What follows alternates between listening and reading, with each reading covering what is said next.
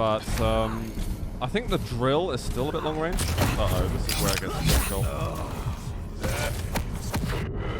Oh, that escape.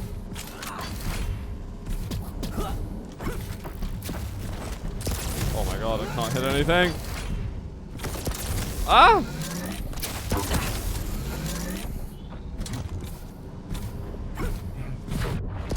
Oh my god.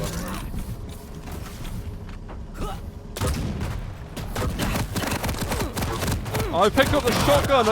I picked up the shotgun and I stopped shooting. Yeah, because you had starting shotgun in your hands. I did. Uh-oh.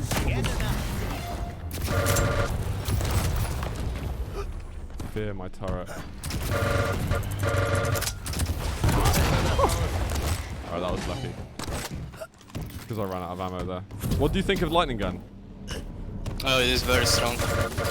Yeah? The 10 damage lightning gun version was way weaker because it was just not registering as many. So basically the knockback got increased because the rate of fire is higher. Right. Even if the damage output per second is the same, the rate of fire got increased, so the knockback is bigger, which makes the LG way better. Interesting. I feel like I still suck with it, but that could be me. Do I not have a rail still? Do you like that? Do you like that spot? Oh, very, I thought you very didn't nice. destroy it, did you? God damn it. I was hoping you wouldn't discover it quite that fast. But it Right. was very easy to notice. It's genius plan. Uh-oh. Oh! Yo, Rolly, thanks very much for the 11 years, goddamn! Cheers, Rolly. Right, I got a question. Yeah. Alright, this is gonna feel weird because we're kind of running through PTS at the same time, but I want to ask general questions. Can't catch me now. I'm gonna die! I've used everything. Did it feel different winning in Italy compared to Denver? Like, describe to me the differences in your thoughts following that. Yeah, there was, I would say there was way more skill involved. If you remember, I said during Denver that I wasn't really timing much and I was relying solely on my combat skills and LG and Anarchy. Yeah. But in Italy, there were way more factors going into the game, like positioning, reading your opponent, timing the items. My timing was actually quite fine. I was very satisfied with it. Okay. Setting up traps, using different champions to their best potential. So yeah, Italy was way more complex in that way. So Denver was like, you know, because the game was in like such an early state, and there were like broken things like hitbox, LG, Doom's hitbox, Anarchy's fast movement gives you like advantage, and if you had good combat skills, you had like good aim, then you could just rely on lightning gun and, you know, not really focus on anything else. So And how timing did- how wasn't did that- really important either. how did it make you feel personally then about your victory? Did you just feel like you had to do more in order to get it, or? Well, when I won in Denver, it was a big victory because it was the first one. But when I won in Italy, it was like it felt way more rewarding because I knew how much more I had to do to earn it. Right. I see. No, it makes a lot of sense. The game had changed so much at that point, and I didn't even realize actually about you weren't even timing that much in Denver. No, I was too dumb to do that. Oh, that's crazy when you think about it now. Like, if someone's not timing in this day and age of Quake Champions, they're going to suffer a lot from it. Oh god. Oh my god, you're so fast! Hi. Yo, sorry to interrupt. Big thanks to Sothman for the 51 years. Holy shit, Soth. Thanks very much, buddy. Mad thanks. Right, I've got more questions. Oh crap, I've still got to go wreck for another round. Right, this is a quite kind of broader question. How do you feel your mentality has changed at LAN throughout the years? I know you played a lot at LAN with CSGO, and obviously you've been from the beginning of Quake Champions. Like, from your first LAN to now in Italy, what do you think's changed for you internally? Okay. Well, I was the very first LAN I attended. I was known to be a net player in Hungary in CS. A what player? A net player. So like online. someone who never proved himself at LAN, and he was like suspiciously good. Right. And everybody was like thinking, oh, he might be a cheat, you know. Okay. Anyway, so my first event, I was a little bit nervous because, you know, I wanted to prove myself, and, you know, it wasn't just about, you know, getting a good placement for that event. It was more about me showing the community that I'm clean and I can do the same things on LAN as well. Anyway, so I was a very nervous person, and I'm never really self-confident. Sorry, I just had to kill you fast. So That's okay. So I'm never really confident in myself. I always underestimate myself, and I respect my opponents every single time I face someone. But sometimes I think more of them than what they can actually do. So, you know, like for example, when I set up a trap, I'm like, oh, he's never gonna fall for it. He's way too good, you know. And then all of a sudden it happens, and I'm like, I'm surprised myself that it worked. Fair dude. So like in a way I'm kind of limiting myself because I'm not believing that I can do such things. But then, you know, I can actually do them, and then I find out and I'm like, oh, that's nice. Do you think, so has that changed recently for you, or is it something that you've kind of been feeling all of Quake Champions? Or are you honestly still like doubting yourself? To be honest, I expected to lose at QOL after the event because I was like, now everybody will think that I'm unbeatable just because I won an event, and all of a sudden I'm the best player ever and stuff like that, and they will be like, oh, he cannot lose. But that's not the way it is, you know. You always have to give your best and always, you know, take seriously everything and not just expect yourself to win just because you did well previously. So I was expecting myself to not do so well in QOL because actually I've never... League. Yeah, Okay. QOL. That's how I pronounce it. Sorry, This is Quake okay. Open League is what I'm talking about. I actually never achieved such a good placement in Quake Open League before. Second place is my highest so far. Yeah, true. No, it was still a sick performance. Something was possessing Wenger, I think, but like you were saying otherwise. I mean, I don't want to take anything away from him, but I am not satisfied with the way I played against him. Yeah. I made so many mistakes. I messed up my movements so many times, and I was just not in like good shape during that match. I would say I was expecting to play better, because I know that I'm capable, but I was just not in that right. Yeah. I don't know. Like at that moment, I couldn't perform that well. No, that's fine. So when you're at LAN now, is it like you're there full of confidence, or does your confidence build as the event goes on? No, like during the event, I wasn't thinking about those things at all. I was just focusing on the current match and my current opponent and the round I was in. So you don't really go, because a lot of people go into like a tournament, I think, and they're like, right, these are the people I'm going to crush, these are the people I'm going to have trouble with. Do you like prejudge your opponents in that way? I mean, by now I kind of know more or less everyone in the scene that is like at least semi-pro level. So I kind of know what to expect. But you can never really tell beforehand what it's gonna be like when you're actually in the match against someone. For example, first time I faced Cypher at Italian, then it was way different compared to what it was like the second time. So it was like as if I wasn't even playing the same person. Well, that makes sense. That makes sense. Alright, this actually kind of feeds in quite well to my next question. In Quake Champions, are there any players that you look up to at all, or say that, you know, there's an official match that's on that you're not taking part in? Is there a player that you look forward to watching play, or someone who you watch and look forward to watching their stream? Well, yes and no.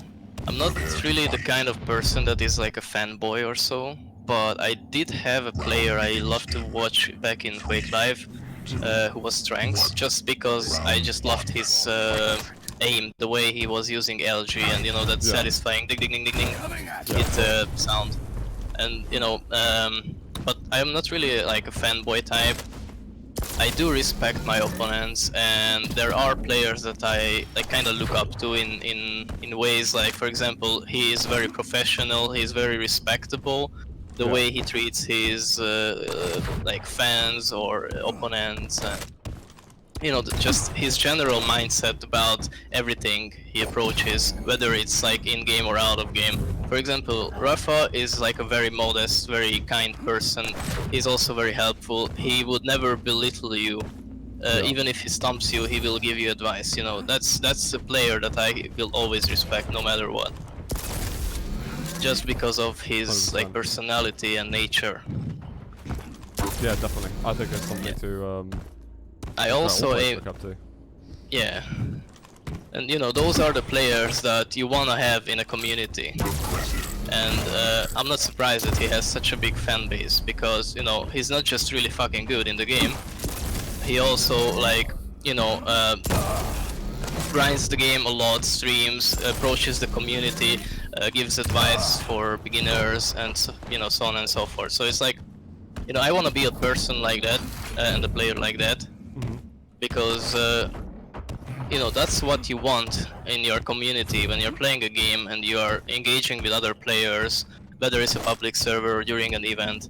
That's what you wanna, you know, encounter, instead of, you know, being toxic and just hating on someone because he is playing against your favorite player. You know. Yeah, agreed. It's agreed. like, Shove! Oh, fuck, it doesn't work. oh yeah. not anymore, Zoot, not anymore. I had such high hopes for that. No, I think that's awesome. That's a really good answer. I can't really add to it because I think you said everything there. I think that's brilliant. I've got to say, it's also really difficult. I'm trying to focus, so I'm listening so hard what you're saying. I'm like, shit, I'm gonna get absolutely spanked in a second. Ah! Hi. Oh my god, I Bye. didn't see where you went. Yo, Storm, Only thank you fuel very of much revenge. for the too much cutie. Is that Raisy? It's definitely Raisy, not me. Alright, holy shit. I got loads more actually. Actually, my next one, I guess it sort of feeds into. Have you looked at any of the VODs yet of Italy or anything like that? Oh yeah, I watched back all my matches. Not the others, but mine I watched back all, even the ones I lost. Yeah. Italy and the SWC? ESWC no, because I don't think I will learn anything from that. It's just there, like, it was something out of game that has to do with me, you know, losing, and it wasn't because I wasn't playing well or something like that. It was just I don't think I was in the right mindset, in a way of, I was calm, but I wasn't making the right choices while I was playing, because I don't know, I don't think I was in the right mindset, because there are times when you just have to like click in your head to realize something. Oh wait, I'm doing this wrong, I need to do that actually. And you know, sometimes you just don't realize it in time. Yeah. And you felt that you were more in the right mindset leading into the Italy. Oh, your timing! Give me a break! Yes! Sorry. So you felt like you'd clicked in that mindset when you went to Italy? Yeah, with Italy, for some reason, I was very strong in the head. As in, even when everything seemed like, oh, I'm gonna lose, I'm gonna, like, one more death and I'm out of the tournament. For some reason, I didn't really break, and I was like, okay, I still have a chance, let's make the most out of it. And I just focused on the current moment, the current situation. Yeah. But that's got to be important, especially if you're trying to clutch something. As you say, like, I can't die of this champion, otherwise I'm out of the tournament. Yeah, but if you're like stressed about it, like focusing on it too much, then you're gonna make mistakes because you're nervous. But if you like you're acknowledging, okay, I have to be extra careful, no more like risks taken. Like sometimes when you play and you have like, it's like the first round and you still have like 2 to 3 champions alive, you're gonna make like risks because you're like, you just like, you don't care because you know you still have something to fall back on, so it's not that big of an impact if you mess up something. But when you are on your last champion, it's important not to be nervous and not to mess up things because of it. You know, like the pressure is on you, but you have to take it in a way that it makes you play better. For example, no more risks taken. Only go for things that like safe plays. Be careful. Expect everything. If you think there's a chance that your opponent is camping around the corner, don't risk going that way. Like, you know, spam some rockets, make sure it's clear, stuff like that, you know. Yeah. So it's like, you know, there's like, in that situation when you are so close to losing, you can either do this or that. And if you choose to be nervous and crumble, you know, because of the pressure, then you're gonna lose and then you're out of the tournament. Yeah. But you can prevent that if you're in the right mindset. Is there like a way that you do it? Is there a way to even describe how you get yourself into that mindset? Hold on, apparently I'm a bit loud, I think. Let's have a look. Is he loud, guys? I turned you down a fair bit. I think you're okay at the moment. I'll keep adjusting you as we go on. Okay, I don't really want to mess with my mic because you can lower my volume on Discord for you. Yeah, I lowered you to like 75. But I even missed the railway still. A smidge loud. A smidge, someone says. Okay, so what was the last question, sorry? So what was it? Like, you're talking about how you need to be in this mentality so that you're not nervous on that last champion, or when you know it really counts and you can't make mistakes, you can't think about, you know, what happens if you lose this clutch moment. How do you get into that sort of mindset where I don't know, you're thinking clearly and that you don't focus on those hard bets? Because I think it's like the $1 million question, right? You know, I'm not expecting you to know how to vote, or anyone to, but I'm just curious if you got like a technique for that. It's not like, yeah, well, it is a really fucking hard question to answer correctly, but I'll try. So there is not a fixed way of doing it. You just have to realize and think through your current situation. Like, you're at a tournament, you want to win, you don't want to give up, you want to keep going, and you want to be the best, you want to win, you want to beat this current opponent of yours and be able to tell that, you know, you went through this and came out victorious. So like, you know, all these things, they happen in like a fraction of a second in your mind. They go through it and then all of a sudden you're determined and I don't know if I pronounced that word correctly. Determined? Yes, determined, sorry, that's what I mean. Sorry. So you're all of a sudden in that mood, like mindset of not wanting to give up. And when you are in that mindset, then you are capable of achieving way more than normally. Yeah, you can get way more out of your performance. It's not something you can easily control or get yourself to do, but it happens. Like most pros, I'm pretty sure know what I'm talking about, even if it's not on purpose that they do this. Yeah.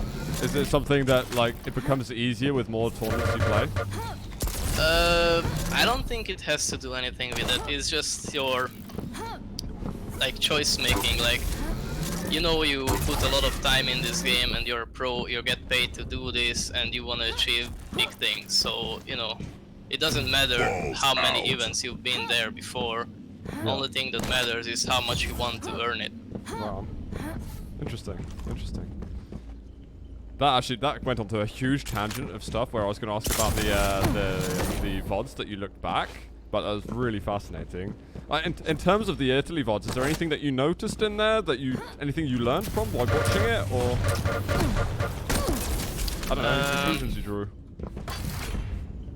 To be honest, I'm not the best person probably to ask this question because I don't often watch back my failures because I'm just too weak to do that. Like it feels so fucking bad inside when you are like, you know that you're gonna lose and you have to go through it and you're like, you're smirking, you know, like you have like this expression and feeling inside you that you really don't want to go through this, but you're like kind of forced. Like for example, when in kindergarten, your teachers or whoever that told you that you have to eat this because blah blah blah, you know, and then you know that you're not gonna like that food, but you're forced to eat it anyway. Anyway, what I'm trying to say is that for me it is really fucking hard to watch back failures. Or maybe there's something you learned from like a success of yours, like something that worked that you weren't expecting to work. It is always good to watch back VODs, no matter what, no matter you failed, no matter you won. You can always take something out of it. Because every time, like, even if I play a game and it's like a ranked game, if I feel like I played a good game, I won't be able to analyze anything I did, but I'll watch the game back and I'll be like, I just enjoy the moment, you know?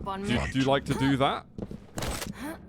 Yes, it feels really good sometimes. Like when you win and you watch back the VOD, sometimes you don't watch it back to analyze it, but to just like enjoy your victory once again. Because I don't know, like for example, it was like in a while that you won against someone and you are so proud of it, and it just feels good. And then you read the chat and people are like, "Oh, that was nice," you know, or they're like, "Oh, that's Ratsy," and that's not so nice. But I don't know if you can escape that anymore. what do you mean? I think some Ratsy? people, yeah. To be honest, I'm seeing people saying it and they don't even mean it nastily. Like I don't know. I'm thinking of examples of like in other games. I can't think of any right now. I don't know. Like I used to mind it. I really was affected by like this cyberbullying or whatever, because I was a new face in Quake and I wasn't very like I was good in Counter-Strike, but I couldn't be that successful.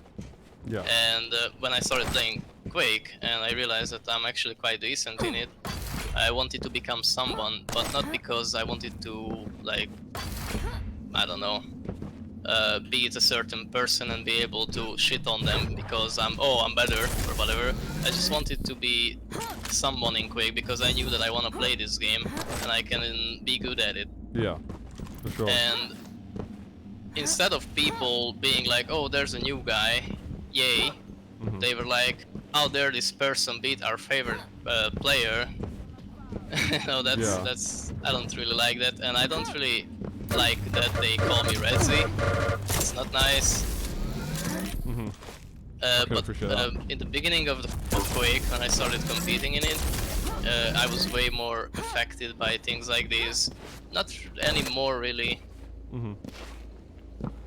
I just know that people that are telling, you know, like these toxic things, their word don't matter. Yeah, that's exactly what you gotta think. Because you've obviously shown you can keep yourself really, really headstrong. And I think all players go through a level of criticism. I think back to Rafa, who's like this, you know, this incredible guy in the scene, but the amount of criticism he went off, like by a small vocal minority in Quake Live, just because he was, you know, a really defensive player and things like that. Actually, like, not too dissimilar to what some comments have been about you in the past, even though you show a huge, broad range of different playstyles. I want to wreck you here. Damn it, nice shot. Thanks. I'm not gonna make it easy for you. Yeah, well, I mean, eventually people will get used to the fact that I'm also part of the community now, and they maybe stop hating on me, I don't know. But to be completely honest, I really don't care anymore. Okay. It just doesn't matter, you know, you have fans, and that's what matters. The people that are supporting you. Yeah. 100%. Oh, I got spanked there. I think we're mostly chatting though. I feel I didn't show my A game just then. I don't think either of us did. But that's no, okay. I was like just running around for the most part because I was like I was trying to hit you at any point and I missed everything. I'm just like trying to give you good answers. Like for me, it's not so easy to explain certain things that you asked me so far, just because even myself, I'm not aware of like concrete things that are going through my head. They just happen. Like for example, I remember a moment when I was already in the grand final, and I was imagining. In Italy? Yes, and I was imagining myself winning the trophy, and I'm like, "You stupid idiot! First get there." and then I just cleared out my mind. I stopped thinking about my desires of winning the tournament. When was and that? I just When focused on the match. when in the final did you Probably, think that? probably after the bracket reset, the first best of 3. So like in Because match you know I was 1 or 2 already of the aware that I second. can win maps against him, and I can even win a best of 3 against him. And I was like, okay, I just have to do it one more time. But I was like already thinking about my desires of being the champion, you know, winning the tournament, Yeah. lifting up the trophy and That's all got that. to be But dangerous. yeah, it is very dangerous, and that's exactly why I told myself to stop fucking thinking about such things and first get there. Yeah, yeah. No, that makes sense. I could imagine myself being furious with myself if like that's, you know, you're meant to think about how to deal with a clutch moment and then all of a sudden. But it's like, and it's like what you were talking about. You know, sometimes you might get nervous in a situation where you need to focus and you're on the last champion and you start thinking about how you can't fuck up instead of actually keeping your eye on like the goal and sticking with it. I have no idea what I'm gonna pick over here. You know, the funny thing about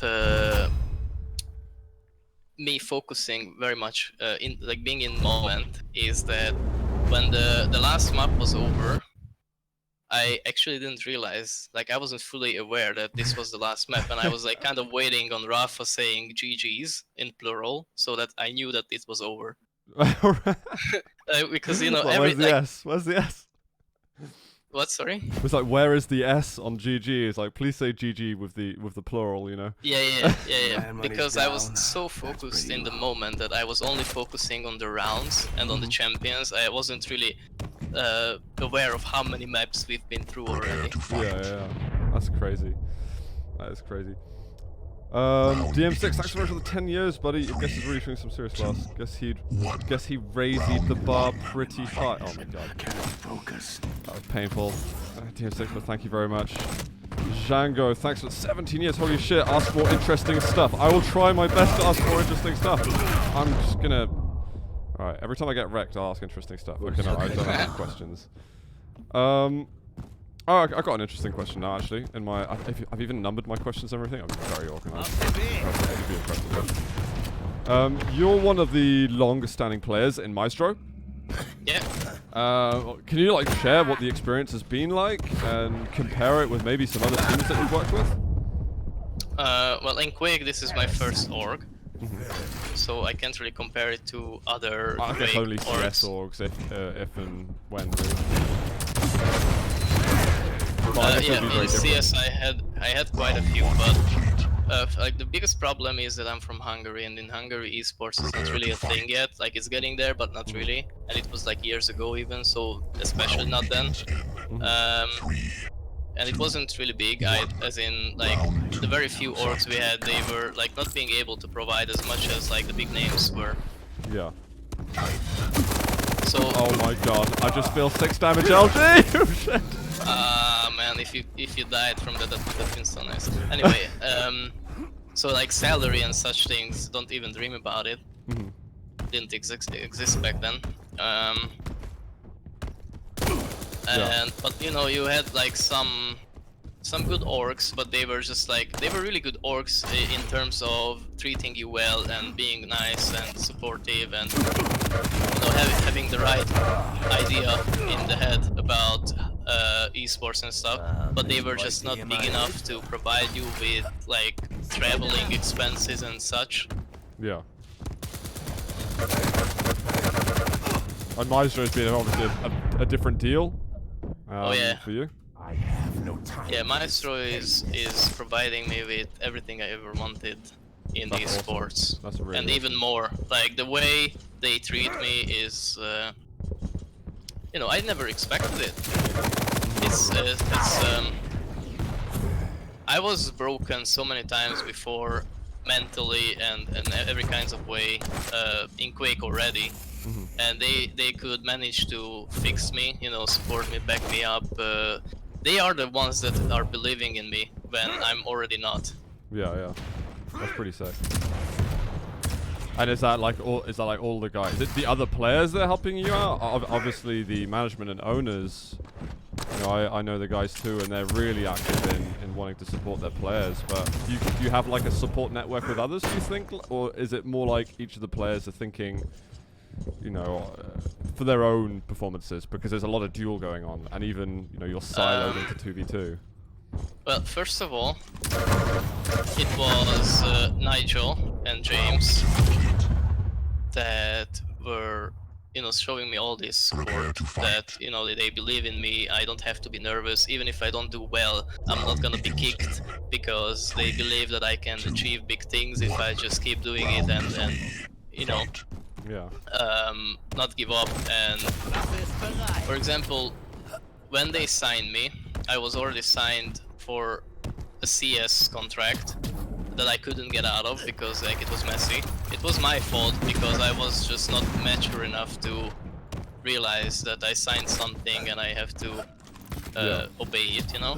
Yeah, yeah. But the problem with that org is that we signed something, they didn't keep their end, and thus we didn't either. And I was already fed up with CS, and I was already playing Quake, and I wanted to leave CS behind. Yeah.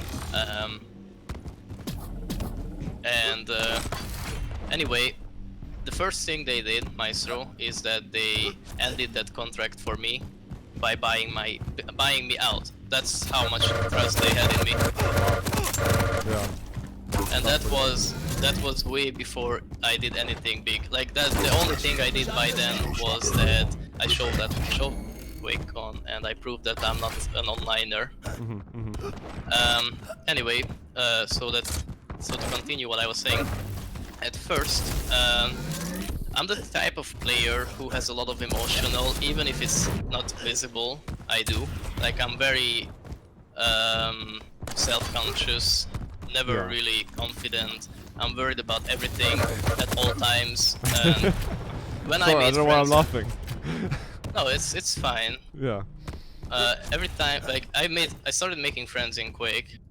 For example, Strengths, Sparty, Garpy, so on and so forth. And when I had to play them, hold on, let me kill you first. All right. When I had to play them, I had this bad way of approaching the game of, oh, they are my friends, I can't really play my best because it's like holding me back, because when they killed me, I was happy for their success instead of be like, okay, let's take it up a notch and play better. Right. So poor Myztro had to deal with it and tell me to get good. Yeah, yeah. Because I was like, I was such a baby in the head that way, you know. I don't know. I had to mature up a little bit.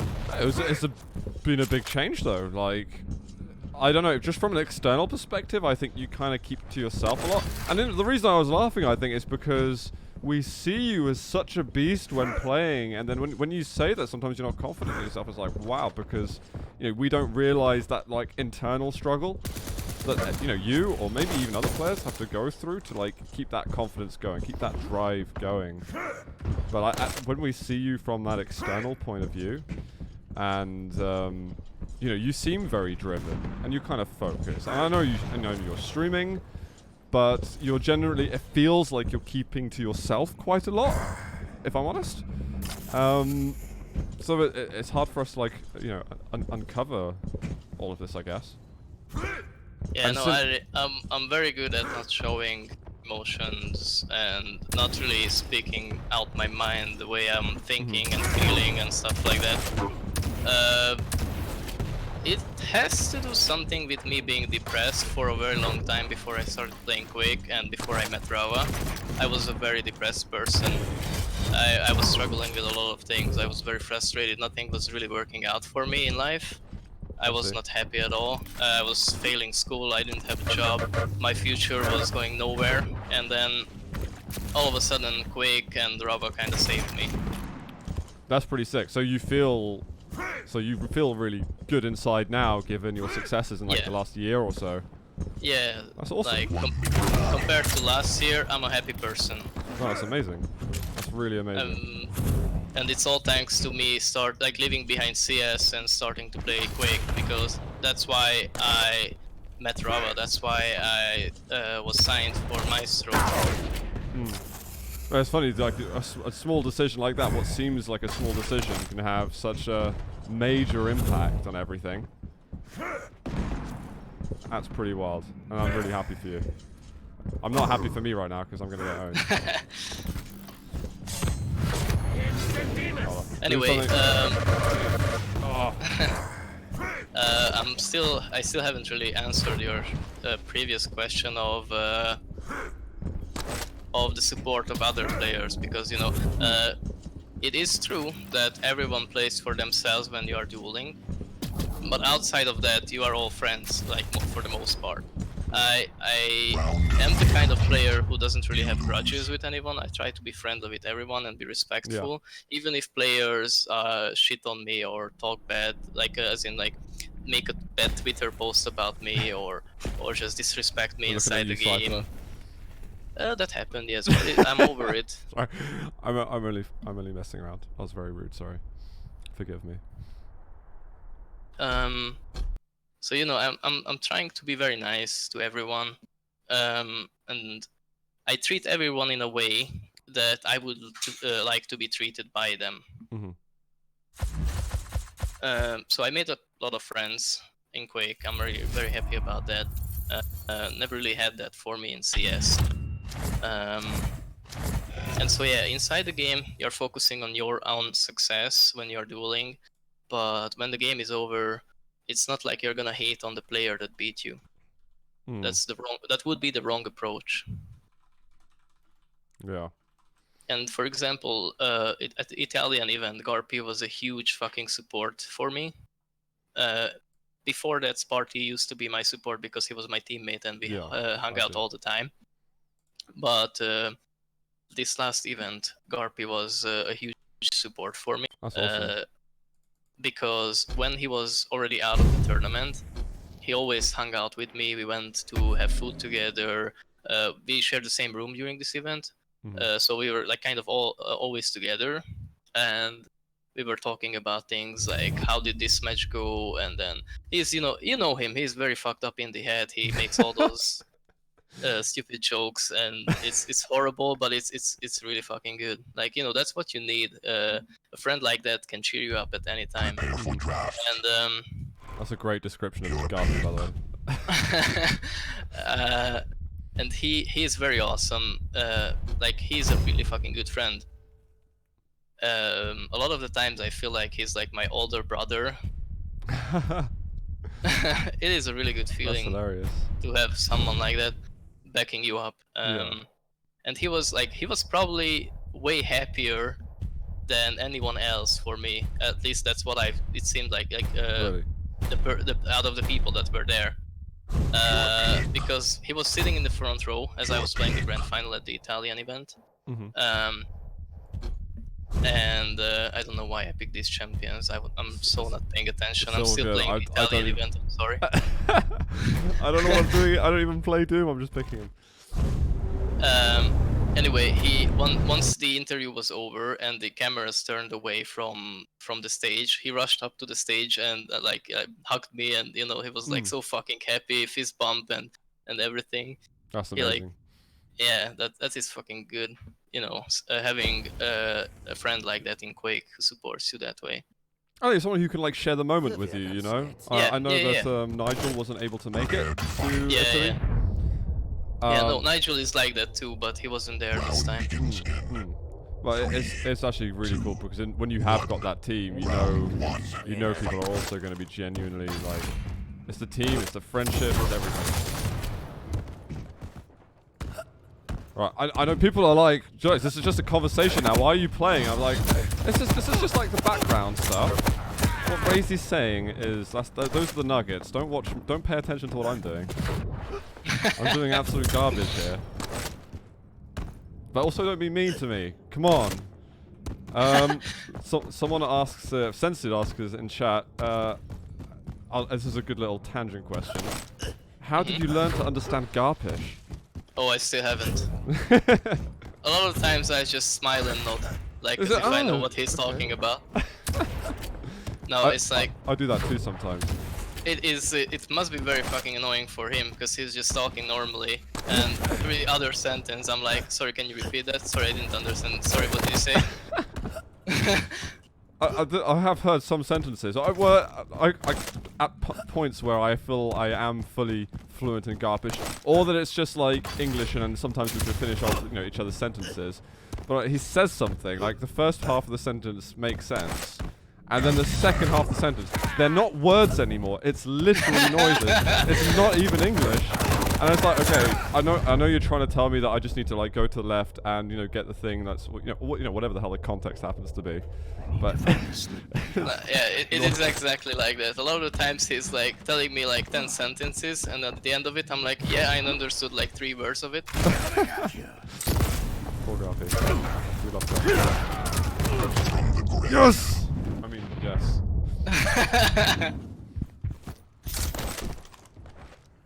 Alright, let me wreck you in this round. Sorry, you were saying? I couldn't hear it over the grenades.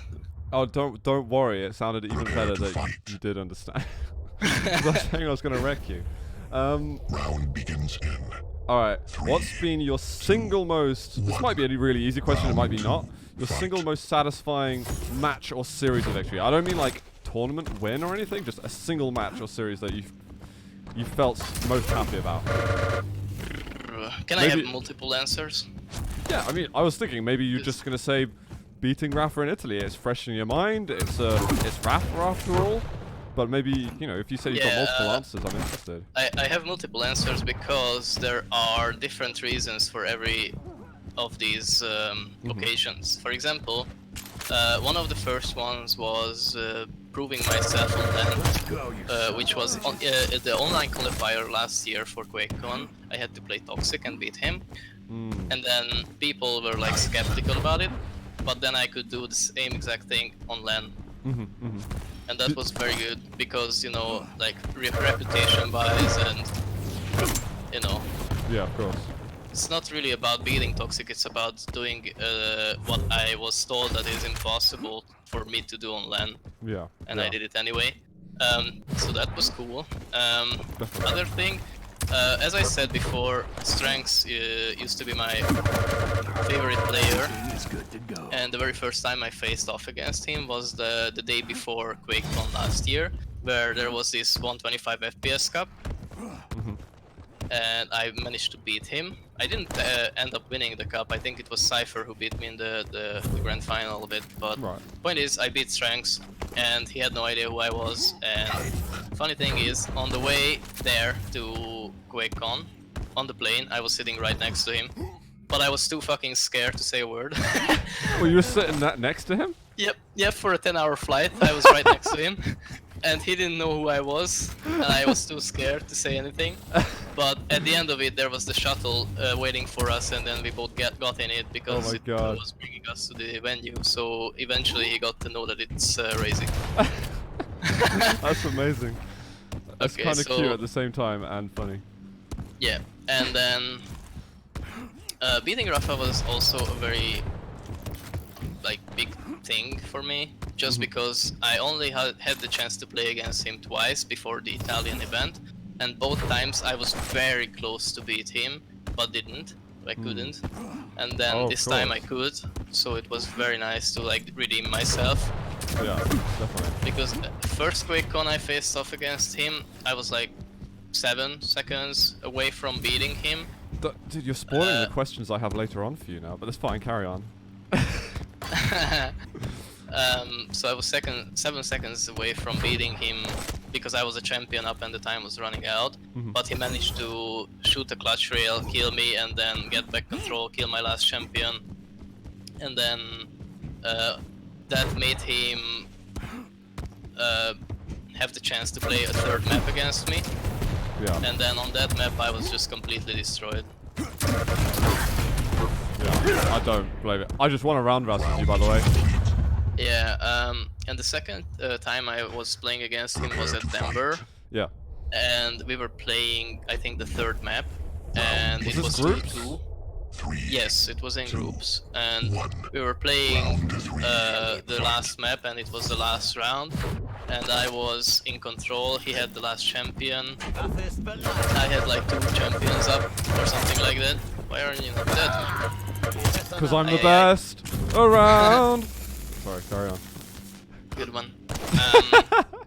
But because I wasn't timing like a retard I was, I missed out on the heavy. He was chasing me with Invis Nix, and I think I was doomed. And I jumped through the heavy platform down on Sarnet towards the stairs at Eyeball. And heavy was appearing right after I went through that platform, but I kept my momentum going because he was Invis, and I was just afraid that he's gonna kill me coming out of Invis. Yeah. So instead of grabbing that heavy, he did. And then he had control and he killed me. You know, and it was all because I wasn't timing.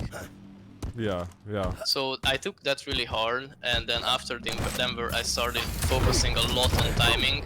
And by now my timing is actually, I'm very satisfied with it. Yeah. I don't really see mistakes with it at all. I'm trying to remember if I ever used to, and I can't remember. But you seem incredibly solid with it. So that loss made me improve my game a lot. But I still lost to him. Even though I won the event itself, I wasn't very satisfied because many people were right by telling me that the skill level that was required to do it wasn't very high, even if there were like pros playing the game and competing in the tournament. If you can win it without timing the items, then you're not really deserving the win. That's a harsh way to say it, because everyone's still playing the same conditions. Yes, but if you compare the skill level that was required for Quake Life to win something, and then all of a sudden there comes a newbie, he's not even timing, he's just aiming, he's a complete brain-dead retard, and then he wins the event, like, you know, there's something wrong there. I guess, but I guess if you feel you didn't even need to time in order to win, but you were clearly doing something that was working that the others weren't. Like, I think no matter what patch a tournament has been on, from beginning to Quick Champions to, you know, the future, you know, anyone who's winning the tournaments is still doing something better than everyone else. I could never say they've never deserved it or they got lucky or something like that, because I think it takes away any credibility that this guy is playing. You know, if it's you, if it's whatever player, you know, you still work for it, and those other pros who maybe are timing, they just happen to maybe focus on the wrong skill for that tournament. Yes, but what I like, the good thing about me perceiving it that way that I just described is that it made me become a better player in the long run, instead of praising myself of, oh, timing is not needed, I'm good enough without it, you know. That would have been the wrong approach. Yeah, that's true. That's definitely true. I'm just, you know, giving the round up on purpose, you know. I could be winning, but yeah, I'm a nice guy, Raisy. Okay. If you say so. I'm scared now. Leave me alone! Get away from me! I literally got wrecked in about a second after saying that. I regret my actions. Prepare to fight. Okay, this is more just gameplay based one. Round begins. What's been your most favorite change or addition to Quake Champions since it started? Might be a tough one because there's been so many at this point. Favorite change or addition? I like the new maps. I like that there's not only 4 maps anymore like last year's QuakeCon. I like what they did with the light armors and the health bubbles, with how much they heal you and how much the cooldown for the respawn is. Yeah. That's been pretty big, actually. It's been really big. At first, I was very much affected by the game speed being, the pace of the game being slowed down when they nerfed Anarchians and made the Visor stronger. I still don't really like that Visor is wall hacking and that it used to be a meta, because, you know, in a competitive game, wall hacking is like not really the right thing. Even if it's like you know, purposefully part of the game. It's just like I don't feel that there's a place for it. Fair enough. But like now it's fine the way it is right now. But back when they made it so fucking OP and everybody was playing it and that was the meta, that was too much. That was not fun to play. That was all about wall hack and hide until you have wall hack and then do pre-fires around the corners. And that was not fun. You think it's a lot more measured now? Because I saw like you were even going up against Visor without picking him yourself in Italy. Yeah. Now it's way more balanced and you have other options that are just as good or even better to choose. Because back then Visor was just good and there was nothing else really to pick because the rest was just not good enough, not worthy to be picked. But now it's not the case anymore. Now there's a lot of other champions that are just as good or better to play. And with Visor, you rely a lot on not being called out. Hold on. Caught I'll out. eventually. Yes, called out. When you don't have wall hack. So once you use wall hack with Visor, you don't really have anything else going for you that can keep you alive. But so that's why everybody is like hide and seek with him until you have the abilities, like similar to Clutch. And when you actually have your wall hack, then you rely a lot on being able to hit those pre-fire rails. Hi. That's not where I wanted to be. Yeah, sorry. I'm with you. So yeah, that change I didn't really like, but overall, now that the game is a little bit slower, I like it a lot more than what it used to be like, because it was just so chaotic when the Anarchy and Solar meta was in and the Clutch meta, because it wasn't really about quick, it was about like running around and hoping for one lucky rocket that would bounce your opponent in a way that is convenient for you. Yeah, it was The game is not really about that anymore. And I like it because it's like way less random, way more skill oriented. By the way, I am fucking amazing with those shots. You don't have to say it, but I know you're thinking it. But right now, hold on, let me kill you first. No! Okay.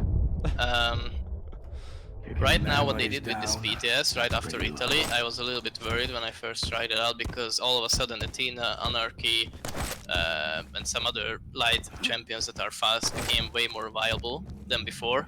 So much so that they are even way better to play as than medium champs. Which yet again made the game very chaotic, because all of a sudden you couldn't be saved by your abilities like before. So what became important again in this game was momentum. And that brings the game to that state again, where it's very random, unreliable, and chaotic, because it's all of a sudden about running around again with high speed and just hoping for one lucky rocket that bounces your opponent in a way that you can trap him in a corner or something. Do you feel it's moved away from that again now? Or are you feeling like how powerful do you think lights are? Now that they made this change yet again to the lightning gun, because the problem was with the previous BTS build that although your DPS was fine, the knockback went away because of the rate of fire, so you couldn't really push back your opponent or hold your ground. So when the light was pushing you, like Anarchy, all of a sudden there was no means to stop him unless, as I said, you had the lucky rocket.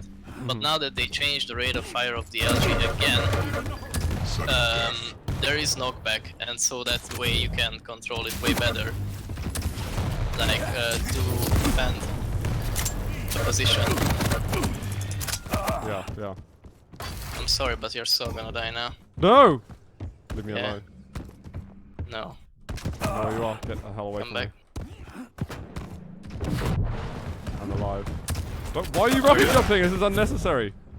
Because I wanna kill you. Come back here. Let me hug you. I have grenades.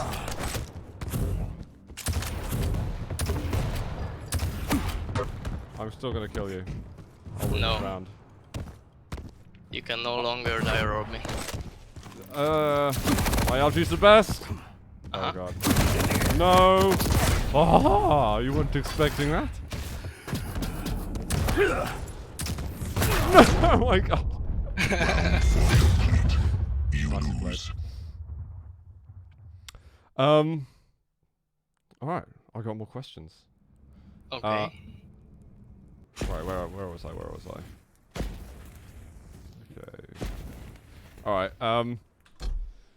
Do you have any like? It kind of plays off what you were talking about earlier in terms of the sort of the mental side of how you keep that focus. But you know, some people have like a ritual that they have before they do a competitive game or before they do a match on Ritual. land or on stage. Oh, I do have a thing actually that I often do when I'm competing at events. Oh, really? Yeah, I'm not praying to the sun or stuff like that, but I keep my mind occupied in a way that I'm focused. What I mean by that is instead of like using my Balls energy and that's just how awake I am, instead of using it for like watching matches or warming up or playing the game and stuff like that, I don't really like wasting it because I'm the kind of player that doesn't really need warm up. I grind the game before an event, but when I'm at an event, I don't really want warm up. I just want to be in the right state of mind. Mm-hmm. So for example, during this Italian event, I didn't set up to warm up in the warming up area before my matches or stuff like that. All I did was that I just chilled basically. I kept myself occupied by playing on my phone or talking to Garpy or just watching other matches, but I didn't really deplete myself before my match by focusing on the game, playing it, and you know, like for example, if you warm up by playing against someone, you're gonna take it somewhat seriously, at least, if not fully seriously. Mm-hmm. And when you're done with that match, all of a sudden you're gonna realize that, oh wait, that take a lot out of me. Yeah. And that's not what I want to do to myself. So instead of that, I usually just chill before my matches. And given But the that's amount me. of games, given the amount of games you actually ended up playing, you could probably notice, like, if you did spend like even just 5 warm-up games, that might be the difference between you having that energy still and not. Yeah, and as I said before, for example, at PGL, it is very exhausting to play on this level for many matches straight in a row. Mm-hmm. And you want to conserve your energy and be able to focus throughout the whole tournament instead of being tired by the 3rd match or so. Yeah. So but that's me. That's the way I approach the game. It's probably different for everyone else. Yeah, some people like to get, some people like to play as much as possible. Some people have like a what is it? Like Fatality had his practice. Yeah, but he had his like little mascot thing that he had on his, I can't remember what it's called anymore. I've heard of so many stories of it. That he had like on his monitor at all times. God, I think Get Right did something like that. I don't have like tokens or like lucky charms or stuff like that. I don't have those now. Yeah, that's fair enough. Well, there are other questions in chat, and I've been asking a lot of like my own questions, and actually we've got so much detail, like I almost over-prepared. Someone was Furious.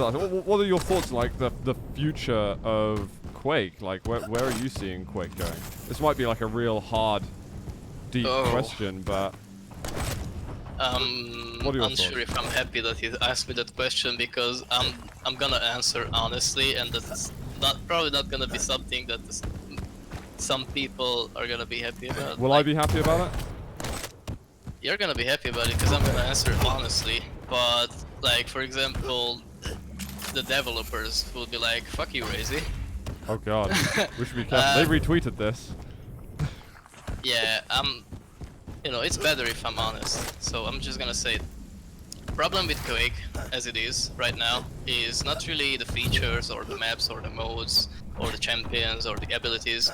The problem, I guess, is the engine. I'm like not an expert, so I don't really know what I'm talking about here. But what I'm experiencing is what many people complain about playing this game.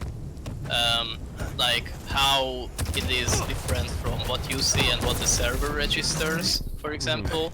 Like going through the teleport and still getting railed, although you're already through it. Do you think Stuff a lot like of people... That, you know? I'm trying to think of like the casual player base, because I know like you would think about that a lot. And there's a lot of aspiring pros and things like that. But to me, I'm a scrub, and I don't think about it. No, I learned to ignore these things, but I still encounter them very frequently, and they make the difference in games, whether you lose or win. Right. And these things cannot be controlled, so there's nothing you can do about them. You just have to swallow and accept that this is the way it is. But if they were to fix these little things in the game, then the game would all of a sudden become so much better, so much reliable, way less random, way more skillful to play. Okay. Because and it is not about ping or FPS. That has nothing to do with it. It's like netcode or desync or whatever. I don't know what it is exactly, but I'm pretty sure it has nothing to do with the ping, because it happens on LAN as well. Yeah. Where you have low ping, literally. So do you feel then it's like we can get to the next level with changes in this? Like, is that your thoughts, or? That would definitely make the game way better if Okay. somehow they could fix these netcode and desync issues. Okay. Okay. But That's as fine. I That's said, really the game has a lot of it, and they are like minor things. For example, map design. A lot of the times, come to tripod, please. Come to tribal. Yes. I'm trusting you now. Yes. I'm only a robot that wants to eliminate all humanity, but yeah, come. So for example, these stairs, you can't always walk up onto them when you're like walking. Sometimes you get stuck at the very bottom of it. Like here, yeah, I'm walking up, it's not going up. That's weird. You get stuck. Is it just it a doesn't. clutch? No, it's every champion. It doesn't always happen, but it happens. The same thing is on Corrupted Keep at Mega, where the stairs are. It's just like the map design is not very suitable for competitive play, because this doesn't always happen. It's not something you can always avoid, because it's not something you can do on purpose. And for example, you shooting through the floor gaps on Corrupted Keep at Heavy made Kilson lose a situation against Rafa at the Italian land that he should have won. You know, these things like map design, I would like them to adjust these things, because they matter a lot. Personal request from Raisy. There it is. And getting stuck on jump pads as well, like bumping your head, like where the most yeah, Where is that the bump? there. Is that? It is there, isn't it? Yeah. Why am I It not happens hitting my there head on too. It happens there too, but Moten Falls at LG jump pad is where it's most commonly. I almost find that funny though, that one. Yeah, it's like bump bump bump bump, like Bounce Castle. But I can yeah, still tie it up. I can still tie it up. Disgraced yourself enough. so yeah, these things, I would really love them to fix these things, because then all of a sudden the game would become way less frustrating in many ways. And then they could focus on things like, oh, what game mode the community wants to play, and you know, how to make duel better and stuff like that. What are your thoughts about like the future with CTF? I'm excited to play it. I really hope it's gonna be a big thing. Yeah. Good to go. Round one. Sorry, I unfairly won the round. That was very rude of me. Prepare to fight. Be nice. Sorry, I kind of forgot what your question was. I was just talking about CTF, like, you know, Round and your inflection, I guess, on the future with CTF, because I think we're obviously looking for a team mode that we can all stick by. Yeah, I'm really hoping for CTF to become the big team game mode to play competitively in Quake.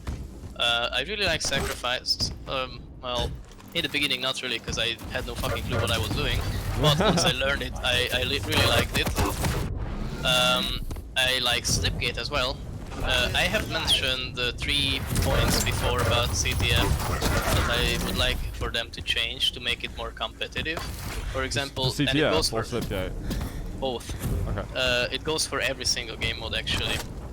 It would be really nice if they could implement a banning and picking system for both the maps and champions, so that the players don't have to remember them, but instead the game would remind you, and if there's a champion that's banned, it would prevent you from picking it by accident. That would be really nice. But for Slipgate, when you die now, you go into third-person camera instead of first when you're spectating your teammate. And that's a problem because then you get an advantage of being able to spot someone around the corner as you're spectating your teammate. Yeah. Even though your teammate is not able to see it from first person. Yeah. I think if Slipgate does go competitive, which I'm like, if CTF's around the corner, you know, who knows? But if it's not competitive, it's like, you know, I can live with it. But if it was competitive, then 100%, I think it's something they'd have to address. Yeah, and the third point I made, because I was already asked this question at the SWC. There's an interview about it Oh, okay. on my Twitter, and it was posted on Plus Forward as well, I think. Anyway, the third point is what they did with 2-on-2 was that they removed those respawn timers around heavy power-ups and mega for 2-on-2 ranked, right? But Right. in Slipgate, you still have those. And if you want to play it competitively, they really have to remove it, because it takes a lot away from timing. You know, it takes a lot away being skilled. Oh, do you mean the little timing The icons? circle, yeah, the circle okay, that okay. times when it will respawn. Yeah. That's why I got a feeling that it might not go too competitive yet, because at least not without, you know, I would like them to go to 10 rounds and stuff, but... Yeah, that would also be nice, because the games are so fast. They are over so quickly. So You barely join the game and it's already over. Yeah, I like Slipgate a lot. I actually really enjoy it. I can kind of just jump on and just play, and I don't need to think too much. But because it's over so quickly, I'm like, oh. But anyway, let's get back onto some other juicy ones. I'm trying to reach. I'm doing things. I'm trying to listen. I'm multitasking right now, guys. I'm gonna ask some more questions anyway. Actually, something very casual. What like when you're not practicing or playing Quake, like what do you do? Tell us about what you do outside the game. I'm the kind of person who likes to play all kinds of video games. Even if I'm like a professional Quake player, it doesn't mean that I'm gonna only play Quake, and I'm gonna play something else a lot. For example, I play Killing Floor 2, and sometimes I went back to CS for surfing, or there's just always something that I'm playing, even if like there's an event coming up. Because the way I am, as I said before, I just need to be in the right mindset and have enough practice. But once I had enough practice, I no longer really feel the need to play the game. It's more about being in the right mindset. So I just play whatever I feel like, because that's what makes me happy. And if it's not Quake, then it's not Quake. But then there are times when I just feel like fooling around in Quake, and then that's also good, you know. It's like when for me to make the most out of Quake is when I actually am in the mood to play it. Because if I'm not really feeling like practicing Quake, but I do it anyway because there's an event, then I will play like shit, I will make mistakes, I will be grumpy. It's not good. It doesn't make me play better, so there's no point. Instead, let me just play something else, relax, chill, have fun, and come back to Quake when I'm feeling good. What's your favorite game outside of Quake? I mean, like when you're not playing Quake. There are so many I can't even list it. Oh, And really? now that you ask me, all of a sudden I forgot about every other game that I'm playing. So you know how it is, human brain. Yeah, absolutely. No, that's fine. I'll just try absolutely fine. But yeah, outside the game, like outside of Quake, I often play with Rava. Multiplayer games as much as we feel like it. I do love doing that. Okay, cool. Okay, I got a question. Back to the LANs. You can ignore results or, you know, any matchup or anything like that, but what for you's been like the most enjoyable LAN in Quake Champions that you've attended? It can be based for any reason. Well, if I'm gonna say something, then I'm gonna piss off the rest of the organizers, Well, no, right? don't say anything's bad. Just like, hey, maybe you had one that stood out for you that No, you liked for I'm a not specific saying reason. anything bad, but if I choose my favorite one, then the rest I attended are gonna be like, well, fuck you, then you're not invited for the next. No, I don't think it's that. Like, every No, LAN, in my opinion, has been good for at least a reason, right? But maybe there's something that fits you that's like, because a lot of the players said PGL was amazing. I am agreeing with those players. Yeah. Okay. For me, PGL was the most comfortable event I've attended so far in Quake, for many reasons. The place was very nicely built, it was professional, the PCs were high-end, and there were no technical difficulties, at least not for me.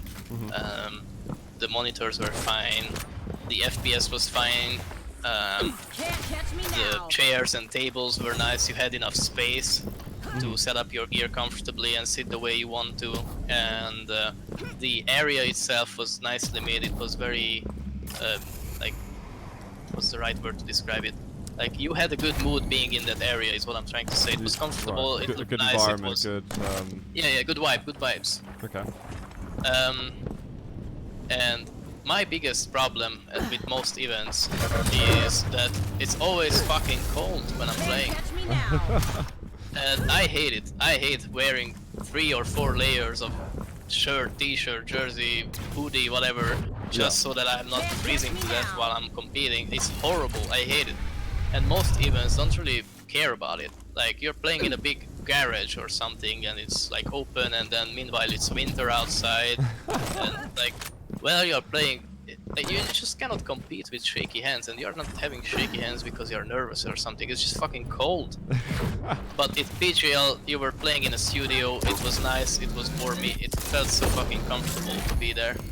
And then when the games were over, you could just walk over to the couches, sit down, be nice and comfy, and watch the matches on the screens. Or you could just sit down at the tables and have some food from the buffet.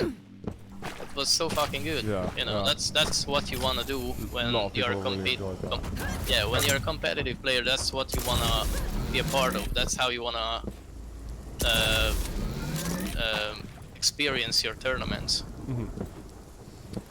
There was Rafa who was telling me about a LAN in Edmonton. This is like 10 years ago or so, and they were in this big sort of center where they were playing on an ice rink.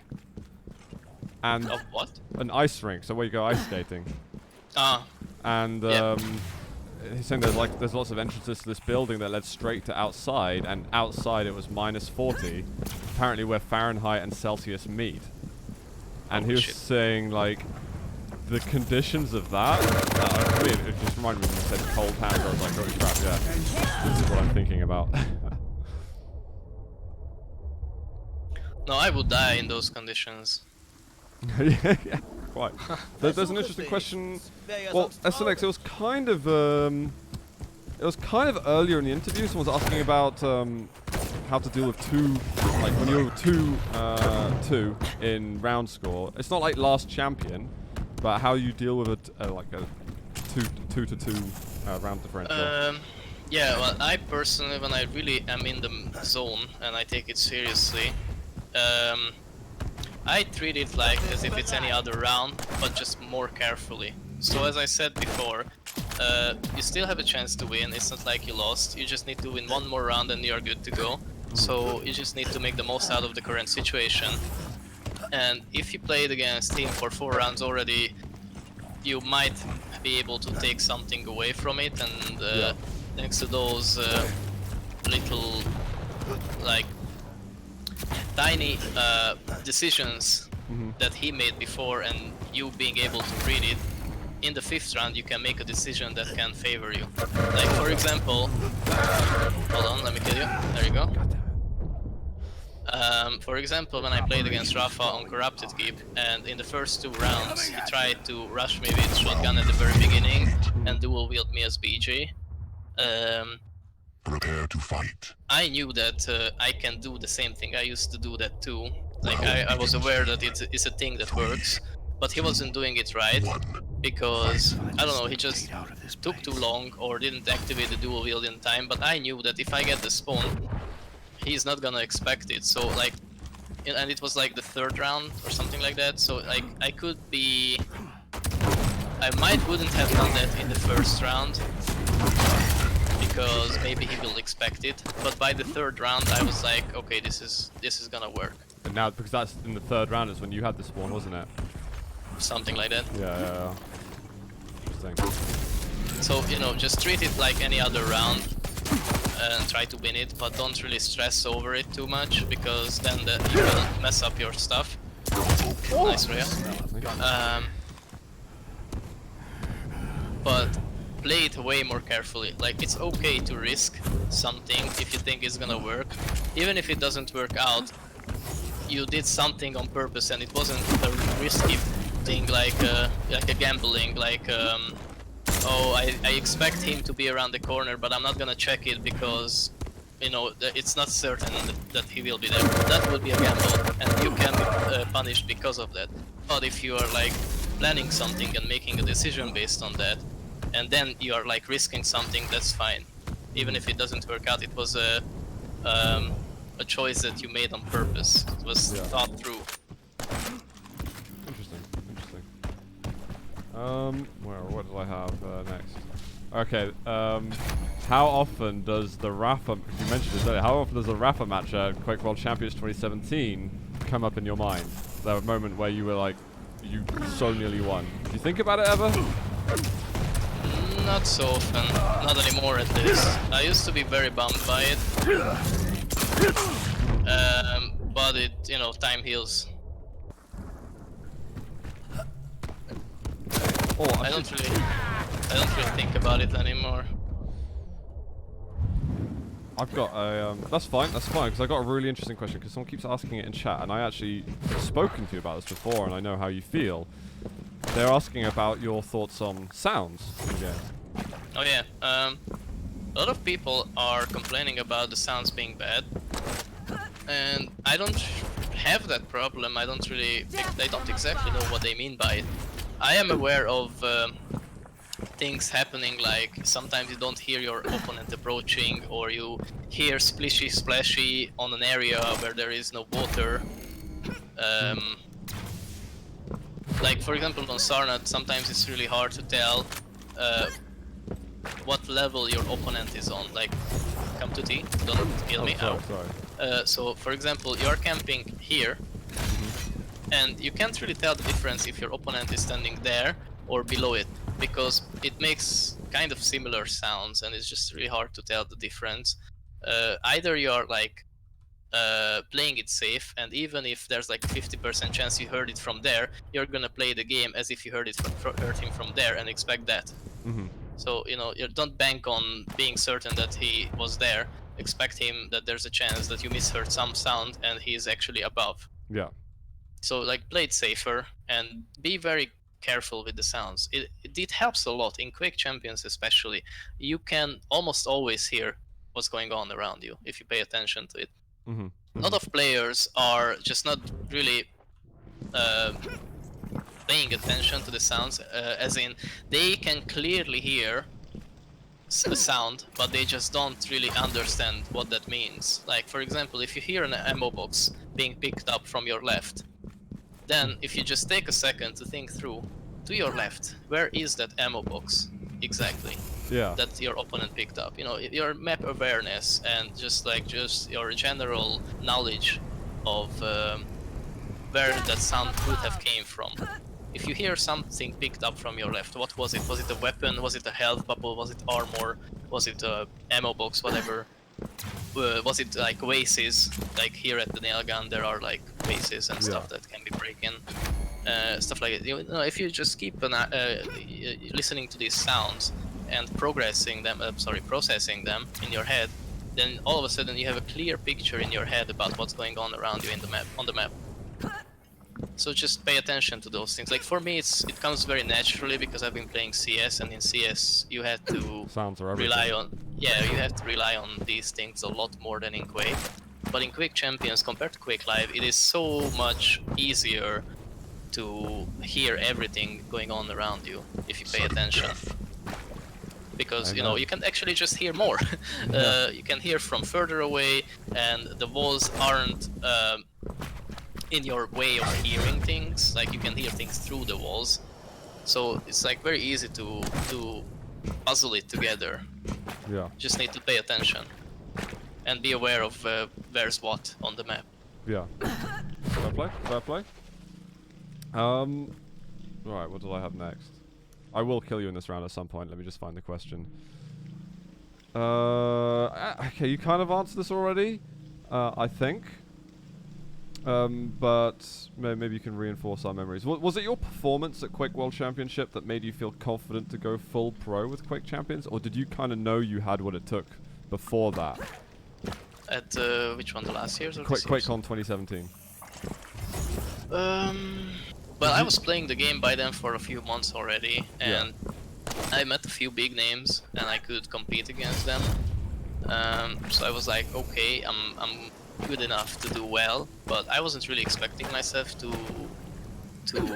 win anything big or go very far into the tournament. But I was, even though I didn't really expect myself to do it, I was still expecting myself to do well, as in like I kind of told myself, okay, it doesn't matter what you think of yourself, you're gonna do your best and you know, go big. Yeah. I didn't really got the most out of that QuakeCon, as in like placement wise, but I did play a very good game against Tox. That helped me a lot with moving forward in Quake, and also against Rafa, that I almost... Still a great game, Yeah, and thanks to that, Myztro looked me up, and you know, if I wasn't proving myself there, I wouldn't be here now. So wait, was it they signed you after QuakeCon, did they? No, it was after QuakeCon. At QuakeCon I had no org behind me. Ah, crap, for some reason I thought you were no, I met then. I met Potsy at QuakeCon. Yeah. That was the first time I've ever heard of Myztro, as in like I knew that there was a team like that, but I wasn't really aware of what's going on. That, like, you know, obviously this whole Quake community and all the orgs behind it was like very new to me. Yeah. But that was the first time that they approached me. And if I hadn't done big, like by beating Tox and playing a close game against Rafa, then they would have had no interest in contacting me. Yeah. Because, you know, I proved I did something big on net, online. But then all of a sudden at LAN I was worthless, so why would they bother, you know? But because I proved that I can actually do well on LAN as well, they were like, okay, he can be a newcomer, you know, like a new big player that eventually will become a pro. Yeah, fair play. There's someone, bullet for you, sorry, asking, this is going to go back even further. Because I think back to your Quake Live days, maybe, because you're kind of utilizing skills that you got in Quake Live. Why did you choose to start playing Quake competitively rather than other games? Because you were, you know, as we know, a CS:GO semi-pro. Yeah. What was Quake? What in Quake made you decide it was a game? Okay, so when I was very young, 5 to 6 years old, that's when I was first introduced to Quake, and I just became to love it. It was action-packed. There were cool weapons, great action. Fragging is awesome and feels good when you manage to do that. You know, it's just something a kid wants to play. And it was gory, and you know, as a young kid, that's what you want. So I loved the game by then already, but I wasn't really playing it so much. It was just something I picked up and played every now and then. And we didn't really have internet, so I didn't really get the experience of playing online and playing against other players. I was just, you know, messing around against bots and having a good time. But then I started competing in CS. That was my first competitive game, Counter-Strike Source. So not even Global Offensive, the newest one, but the one before. And I played that for many years, and I was very good, one of the best in Hungary. But that was just not that kind of a big deal, you know. It was not so big of an achievement that you would brag about it. Yeah. Anyway, I wanted more, so I started playing internationally, as in like not just Hungarian events, but trying out myself against better teams, actual pros, and then going abroad, as in not going abroad, sorry, but like what's the word? Going outside of your country to abroad. compete. Going abroad. Yeah, okay. because before that it was just mostly, you know, Hungarian events, online tournaments, cups, qualifiers, stuff like that. They didn't really count, they didn't really matter. Anyway, so I did it, and I realized that I'm kind of good in it, but I could never achieve the professional level. I was always just semi-pro. It's mostly because, I think it's mostly because I'm Hungarian, and as I said, in Hungary esports wasn't big, so I never really had orgs behind me. So I only got a very few occasions, very few chances to prove myself against top teams, and even if I did, it was like a one-time thingy, and then for months or even years it didn't happen ever again because I just didn't get the chance to. Right. So never really anything came out of playing CS, and then we switched to Go, and the same thing was keep happening. You know, I tried for years to compete in it and achieve big, but it just never really got to that point. We've been to many LANs, and we've been beating many good teams, and we've proven ourselves that we are good, but we were just like someone that you're like, okay, he's good, but whatever, you know. Right, right. So I couldn't really get anything out of CS that I really wanted. So when Quake Champions came out, sorry, let me rewind a little bit. I played Quake live as well, alongside with Counter-Strike, but only on a hobby-like level, because I loved the game and I loved playing it. It was fun. I loved playing duels. But I never really competed in it because I was like, why would I take it seriously? I'm focusing on Counter-Strike anyway. And you know, when I'm done with Counter-Strike for the day, or we're not gonna really have any events, I'm just gonna play some Quake matches, whatever. Yeah. But I never really competed in it, never really focused on it. But when Quake Champions came out, I was so fed up by them with Counter-Strike that you know, I started playing Quake, and I was like, all of a sudden realizing that I'm quite decent in it, and I could beat pro gamers that, you know, that have been playing Quake for many years. Even if it's like a new version of Quake and it's completely different, it's still Quake. The you know, Holy Trinity is still the Holy Trinity, and you still fire with mouse one. Yep.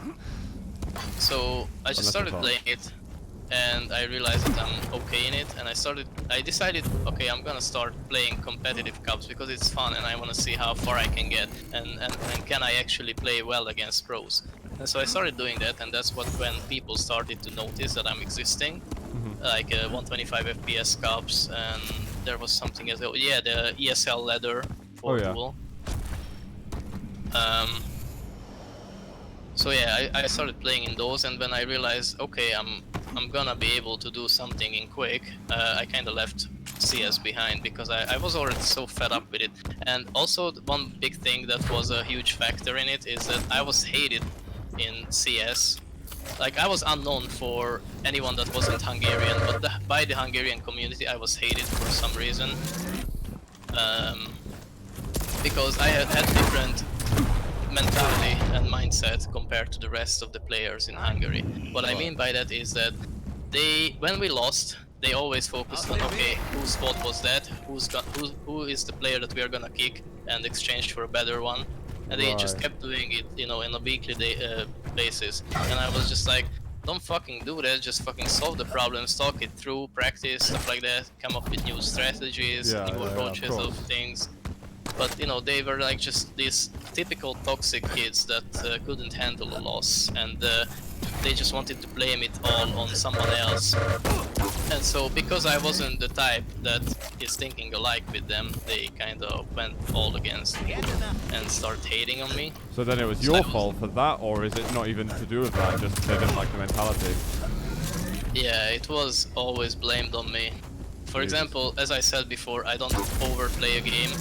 If I feel already comfortable in it, I just need a good mindset to play well. So when I was so fed up with CS, I never wanted to practice, I never wanted to play it anymore. I was so done with it, but I was forced to because I'm a part of the team and 4 other people depend on me. Yeah.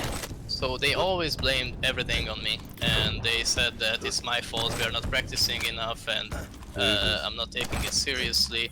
And meanwhile, I was their best fucking player, and I'm not trying to glorify myself. I'm just, you know, that's how it was. Fine, be honest.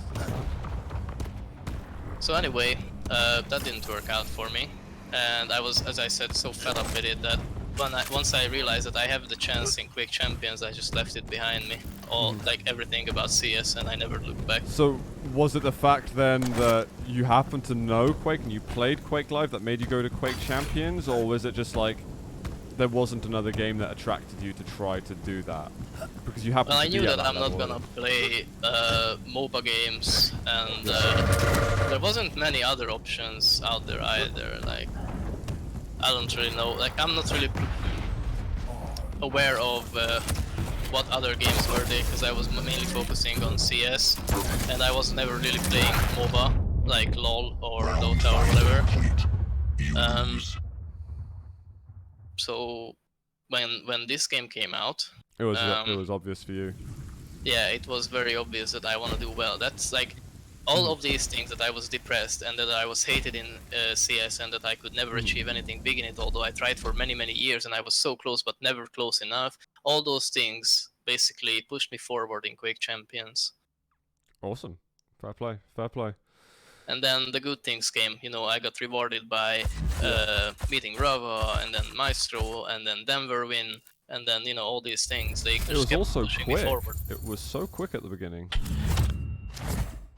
Like, and, you know, you got that good QuakeCon, then winning Denver, and you did well at ESWC, and then you started going out with Rowline around that kind of period. It was like, holy shit. Like, you went from 0 to hero. Yeah, that's where my life changed. Alright, let me see what were my... I kind of asked you about the PTS already. Alright, I've got some questions now for some others that I asked on the Z Live Discord a while ago. There's a question from Torzalin. When you're forced into a position where you have to play passive or defensive, what are you looking for from the enemy that's going to make you choose to go for a fight? And how would that... if, say, you do force that fight and you've still got a champion behind you, how are you able to get them weak, and how are you able to like then go for that off the spawn and kill them again? Because you obviously play very highly, and we've seen you play incredible defensive games before. How do you do it? So basically the question is, how do I turn around the control? Yeah. Well, that's a good question. Interesting fact is that at the Italian event, before it started, I was actually talking to Rafa, asking for his advice on this very topic, because I know of myself that I'm very bad at turning around the control. So when I'm out of control, that is why I go overly passive, because I just don't really know what to do. And then all of a sudden you're just not doing anything. Right. So I'm really bad at that.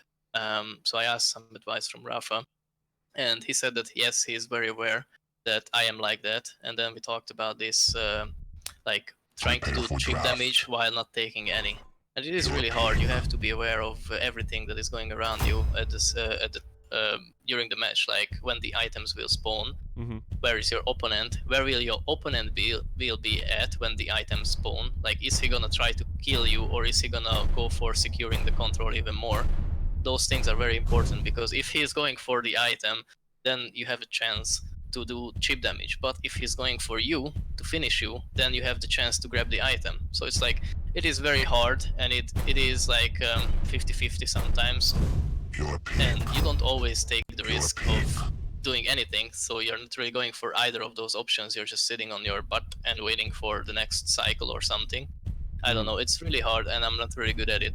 But do what you I try try to do, actively avoid the opponents then until those occasions come up? What I try to do is to avoid my opponent, not take any damage, stack up on weapons, and make sure that my ability is ready and I have my max stat. So for example on ZTN, I'm just camping the nail room, because every 30 seconds armor will respawn, small armor, and then you just get to 100 armor if you're like tank champion or something, and then you have finally a chance, because you have good enough stack to fight. Even if you take massive amounts of damage, you can also do massive amount of damage, and that way turn around the control if you do your if you play your cards well enough. But it is not something that I'm very good at, and it is very hard anyway. There are players that are doing these things way better than I do. As I said, I just mostly go overly defensive until I see an opportunity to turn it over. But you're still very good at it. You're undoubtedly incredibly good at that part of the game. Yes and no. Why I'm good at it is mainly because how OP the abilities work. So for example, if you're playing passive for 3 minutes straight and then all of a sudden you push with dual via the LG when your opponent is not really expecting it, then yes, it works. But if you're not gonna have that dual wield ability anymore, then how are you gonna change it, turn it around? Hold on, where did my shield go? It was invisible then. I am pretty sure I used it because the cooldown started counting down, but I didn't see it. So Oh well. hidden clutch nerf. Where was I? Sorry. Trying to play the game. Yeah, no, I know. I'm answer. asking you really complex questions and expecting us to be. Yeah, it is not so easy to play and answer.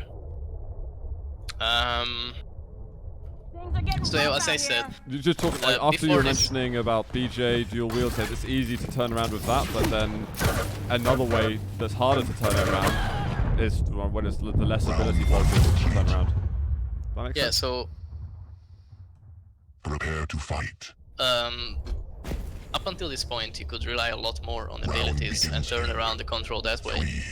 But from now on, I don't know. I'll have to play a lot and find out what it's like. Yeah. Because abilities like Dagger Orb or BJ Dual Wield are no longer gonna give you this free kill, basically. Yeah. And is that what So you're it's looking gonna be a lot for? Like, harder. if you've got a champion behind you and you know if you get him weak, you can go off the spawn. Is that a strategy you actively think about, or are you just focusing on that given fight? No, I personally would never sacrifice one of my champions just so that I can respawn and kill my opponent. Yeah. But that's not usually the game plan then, is like... No, it just happens that he survives with low health and then I respawn and then it's Okay. worth trying to catch him before he heals up again. I see.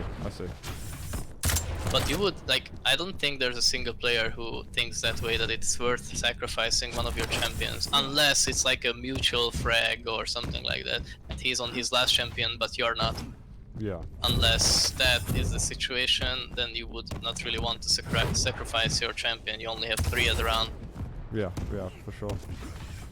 I've got to say, thanks to Hulu, by the way, who did the 4 months ages ago now. Holy shit, I've been ignoring this. Roman Ronin with the 10 years. Nearly a year, biatch. Hi, Raisy. Great work in Italy. Nice. Hey, one, Roman thank you. Ronin. Most random nerd for the 2 months. Thank you very much. Raisy sucks. No, just kidding. Glad someone else is winning. Absolutely. Where was I now? So this is kind of a follow-up. Because sometimes, this is from Ints actually, sometimes you go really aggressive. What makes you decide that you're going to start being aggressive? Is it to do with the enemy like you're going against? Like, because we see such a broad range of play from you. You can be super proactive, aggressive, you can be defensive, you can be anything in the middle. Like, what's factoring in the aggressive part? Balls That's a out. very good question, and I'm unsure if I can give my answer in a way that you will understand it well enough. Like, I don't know if I can explain it well enough, is what I'm trying to say. Right. It depends on a lot of things, and it's mostly in the heap of a moment when I decide to choose to become aggressive. But it's... How did I hit nothing on your keel? Oh my god. I Sorry, don't know, carry but on. I'm happy about it. But it has to do like a lot of... Okay, eventually I will make a good point. Depends on things like who are you playing against, what happened previously during this match, which round is it, what champion you have, how much control he has, stuff like that. So, to make an example, if I'm playing against Cypher, it's not like I'm gonna go into the match with a mindset of, okay, I'm gonna be aggressive against him, or I'm gonna be passive against him, but I know for a fact that he won't really expect me to rush him down, because he thinks that I'm respecting him and I'm afraid of him and I'm not gonna do that. But Right. that's why I'm exactly going to do that thing. Yeah, I see. But it also depends on previous experiences, like what did he do against me the previous round? Did he expect me to do this or that? Was he caught off guard? Stuff like that, you know. Like, what is the probability of me rushing working out? I'm not gonna make it easy for you. Because that's a lot of things. People feel like aggressive play, and I just mean in general, is inherently more risky because you're putting yourself out there more, and it's, you know, you can't make that 100% decision on whether or not a fight's going to pan out. So are you calculating before the fight, right? What's the chances of me actually being victorious? Or is it like the counter read, as you say, like if Cypher's got a read on you that you're not going to do it, you're going to try and go against it? It's not something I decide seconds before a fight. It's something I decide either during a fight that I keep being aggressive, or something that I decide like moments before I engage. Right. Because everything changes like second by second, not even second, but like millisecond by millisecond. Depending on what your opponent does and when the items are gonna spawn, and it is just impossible to predict it beforehand. You have to read the situation and act accordingly. And will those like those little benchmarks, those little millisecond details, will each of those little detail mean something different to you depending on the player as well? Or is it like it's very general? If someone's moving into a certain position, then you know exactly how you're going to behave to it, or it's only going to be that way if it's Rafa I'm playing against? Sometimes yes, sometimes not. Most of the time not really, but if I know my opponent very well, then yes, it is a factor that I take into mind when I'm making such decisions. Yeah. For example, as I said, when I'm fighting against Cypher and we are both low on health, he will turn around and turn his back against me, and that's when I can rush him down, because he just won't expect such dumb plays that I'm not gonna respect him and I'm gonna rush him down. Yeah. But that's exactly what works against him in that situation. And if you know him, you know that it's Cypher, you most likely gonna do that against him and expect such things to happen. But you know, you can't always predict these things, and even with Cypher it doesn't always work. It's just that they can work. Yeah, it's not an immediate recipe for, oh my god, everyone's gonna beat Cypher. Yeah, that's not how it works. Nice. That was a free fire, right? Yeah. Free fire all over the place. I've got the best rails in the West. Someone said that. It's not true, they didn't say that. Yo, big thanks to Ignish with the 17 years. Holy shit, man. Thanks for this loot. Raisy is my new favorite player. Word, Ignish. Aww. What did I have next? Oh shit, I'm gonna die. Okay. Zoot is probably about to brag about his pixel rail against Hell. I mean, I could go into detail there. I won't. I think this is another question from Ince actually. Whose game have you looked at that has helped shape your playstyle? Or is it like your own reflection that you've done that, or is there something deeper to it? I mean, where does your playstyle come from? I'll try to answer it as best as I can. I don't really ever watch others. Like, yeah, I watch streams here and there, but I don't really like go on YouTube and okay, this person versus that person at this event, let's analyze this. I don't really do that, and it is not a good thing. I'm not bragging about this. If anything, I'm trying to say that you should do it, but I'm just not, because I'm stupid. But I really should. But I don't really watch my games either, at least not really in an analytic way, where I'm trying to learn from my mistakes. It is rare that I do that. It is, the most I've learned is from myself, but during when I'm playing. So basically out of practicing. Right. And out of grinding the game. Because that's when like things happen to me the most, and I get to experience what works, what doesn't work. Was it too risky to do this? Did I get punished for doing that? You know, stuff like that. So I would say I learned the most from myself, from during matches that I played. So it's not even after I played and I watched it back, but during as I played I learned, okay, so this was the outcome of that decision. I can learn from that, and next time I will do it this way or that way. I see. So you wouldn't say there's a player at all actually that, not even like in Quake Lie. I know you said you really like strength to aim and stuff. Yeah. Was there not like a player back then which made you think, oh, maybe I should try delaying an item for instance? I don't know, something like basic like that. I don't know. In Quick Live I wasn't a big thing, so I don't think I should go into much details about No, Quake but Live. I mean, just because I know you still played Quake Live at a high level. High level, well, I don't know. I had above 2k elo. That is like just That's high okay. enough. That's high enough. That's good. Well- That's a decent. I always aspired to get 2k. I know it was difficult. It was hard work. Catch me I don't know. now. In Quick Live, no, I didn't really, Okay. and I also didn't really try to. Right.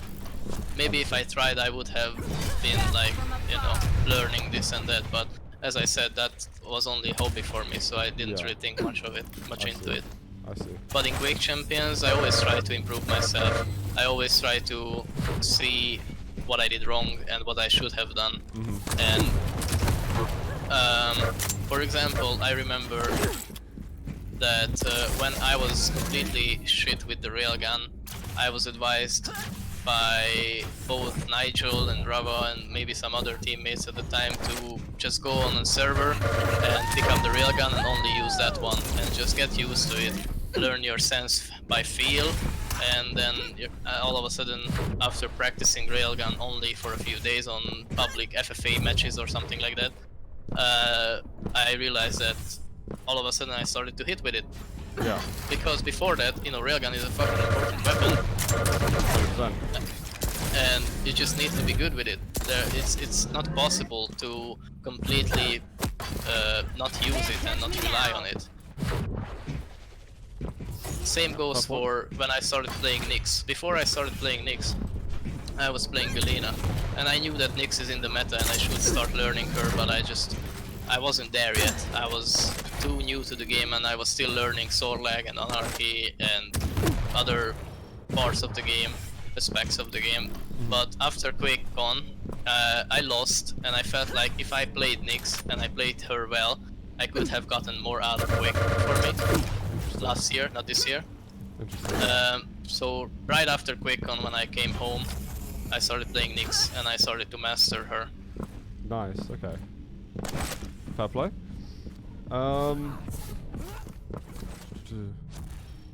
There's another question, which is again very much to do with your playstyle from Nanamone, if I'm saying that right. Sorry, Nanamone, if I'm saying your name wrong. Have you, like, does the way you practice, or has the way you practice changed as Quake Champions has gone on, or as you've gotten better, have you had to do different things to? And also, as the game develops, has your approach been different to practice?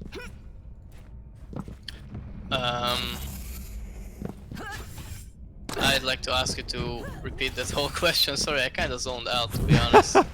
That's alright, I've been asking you loads of questions. Like, has the development of the game and also the development of yourself, has that led to you changing how you practice, or not at all? It's just very much business as usual. The only thing changed about my practicing is my mentality about it. I was always nervous to practice, and I always wanted to win every practice match, and you know, there was nothing at stake, but still I was like, I must win this, I must win that, my pride is on the line. I don't give a fuck about that anymore, and that's good, because when I was always nervous, and I was like wrecking myself because of this lose on practice against this player or that player, or because I didn't win an online cup that I really wanted, and then like I get really affected by a loss in a way. Like, for example, this duel that I lost against Wenger, I was very fucking bummed, Rava can tell. But it was something that you know, it didn't matter how I reacted because it was over, and then PTS came out. So that was the last thing, and oh well, it didn't work out in my favor, but it didn't matter. But back then, I would have been more affected in a way of thinking too much into it. Like, it happened, it's done now, but back then I would dwell on it way more. Yeah. Like, it was such a disgrace, and how dare I lose, and you know, like, I would be punishing myself, and that's a really bad approach. But that's how I used to do it. Nowadays, when I'm practicing, I'm aware that it's just practice, and when I'm playing an online cup, I know that there are things on the line, and it would be nice to win, but it's not the end of the world if I don't. Yeah. So you kind of leave And that what's focus for the important- lands and stuff. Yeah, what's important is to do really well on land. Understood, understood. Well, I'm basically out of questions now, guys, so I can leave it to... We also managed to finish almost an entire set through loose playing. I didn't get my ass crushed too much. So if anyone's got some questions at the moment, let's do that. But I don't want to take up loads of your time, man, because you've been talking loads. You've just been honestly listing off so much stuff and giving us all your insight, which is really sick to hear from you. But this might also be exhausting, like playing Rafa. I don't know. No, I'm having really good time. It's not often that I get to chat like this with someone. I'm usually the quiet guy in the corner.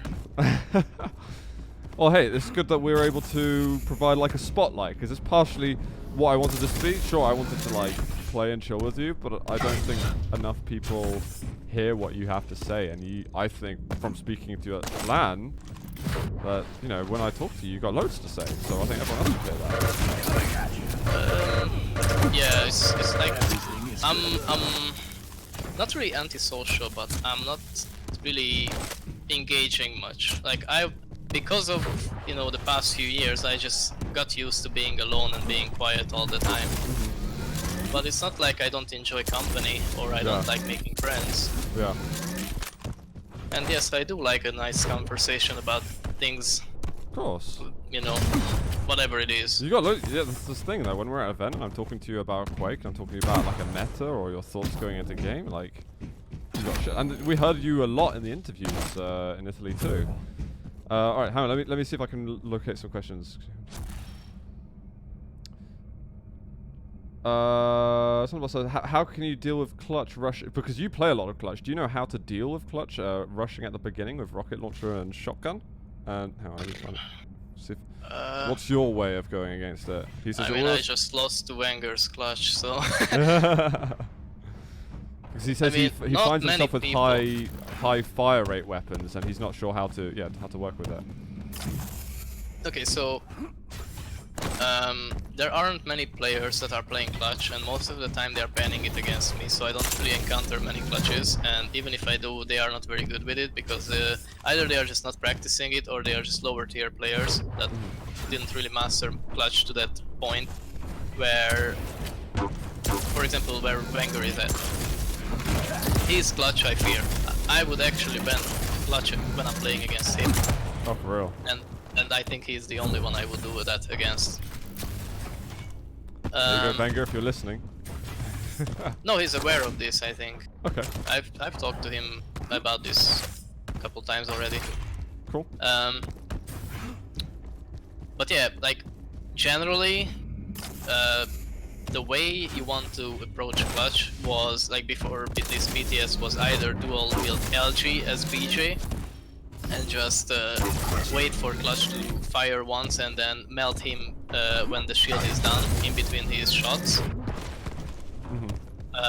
Or use shotgun, or the dire orb, of course, you know, biggest counter. Or just play wiser, play passive, and just make him weak with railguns.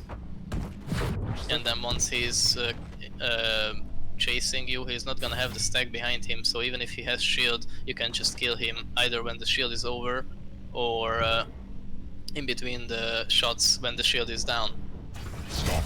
But in general, if you are not BJ with dual wield LG or visor wallhack railgun or ranger dire orb, then what you can do against him is to use super shotgun. Yeah.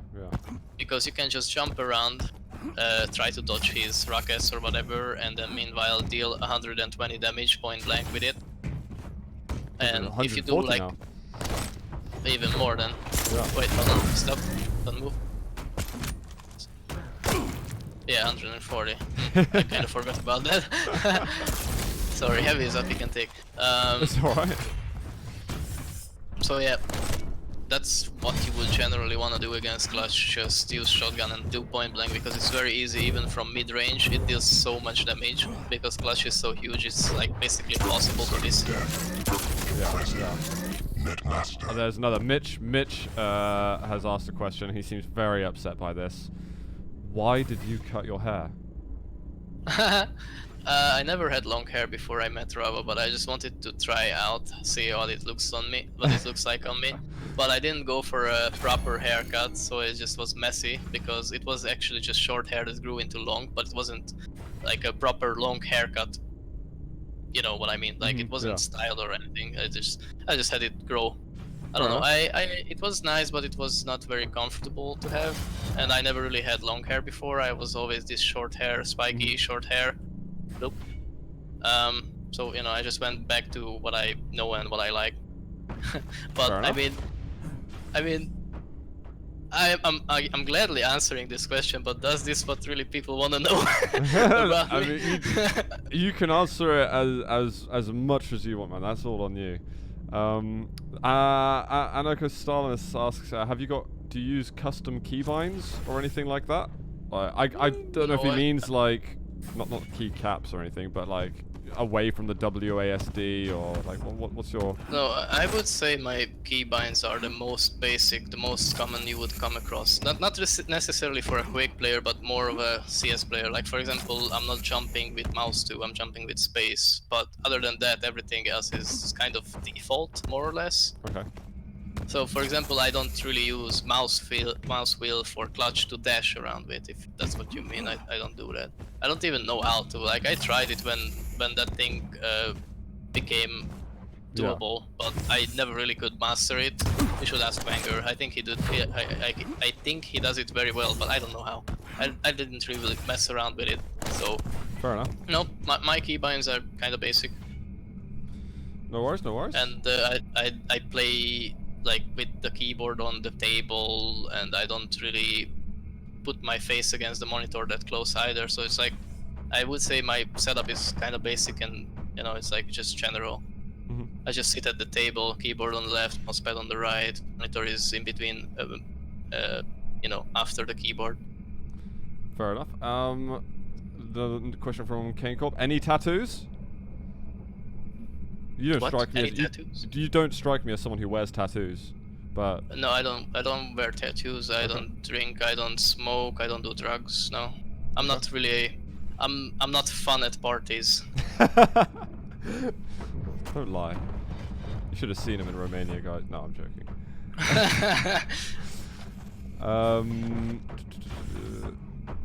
There was another one I had just a second ago.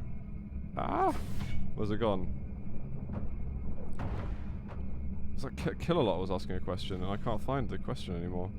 I think he said how to beat Rafa and the hang into Yeah. What are they doing in 2v2? They are controlling the items very well, and they are moving together well. Even if they split up, they are always there in a fight, supporting each other.